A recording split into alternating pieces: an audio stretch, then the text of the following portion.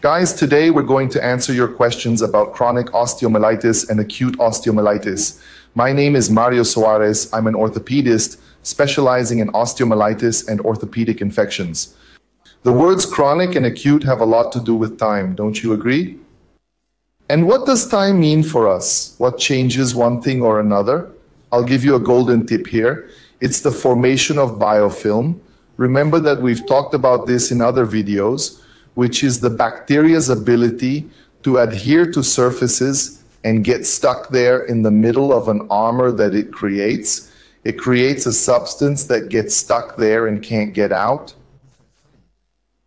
The length of time it takes to do this is something of great debate in current medical literature. We don't have a consensus. It depends on the bacteria, but in general, some currents say around 3 weeks, others say around 2 weeks for large average bacteria. I, Mario, classify it as 2 weeks. It's better to always bring it up first. What does that mean? Well, let's put it this way. I had surgery today. Everything that happens in the first 2 weeks is considered acute. And normally, what's the main difference there? When I have acute osteomyelitis,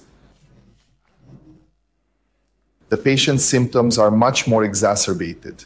So the patient has a fever, redness, a large amount of pus coming out, intense pain. These are signs that are normally correlated with surgery, but it can also be acute hematogenous osteomyelitis, except that these patients were healthy, they had never had surgery, the bacteria was circulating in the body for another reason, another infection, sometimes a dental problem. For example, he began to feel very intense pain in his knee, fever, redness, these very exacerbated symptoms in this period of 14 days we call acute osteomyelitis. What's the big question here? Doing a surgical procedure to preserve the structures because I don't have any bacteria stuck there. So my tendency here is to perform a procedure that will prevent the disease from becoming chronic. After 14 days, it's assumed that the bacteria has already stuck to the tissues, made its biofilm, it won't come out of there, it will start to invade the bone cells, and there will be a real destruction of the structures, both bone and soft tissue. The treatment is different, and I always think that the bacteria will have the capacity to make a biofilm, and today, in the current medical literature, 14 days is a reasonable situation. And remember the following: acute hematogenous osteomyelitis, which is the main type of acute osteomyelitis, has a very high correlation with children due to anatomical and specific issues which we'll talk about in another video. So mothers, stay tuned because you're the ones who come to us at the clinic, and I'm going to explain what this situation is.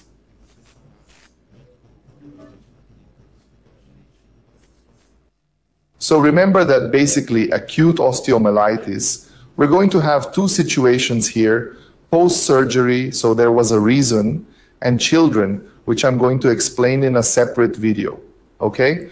So that was our video on the difference between acute and chronic osteomyelitis and why it happens and how we treat it, and especially why it's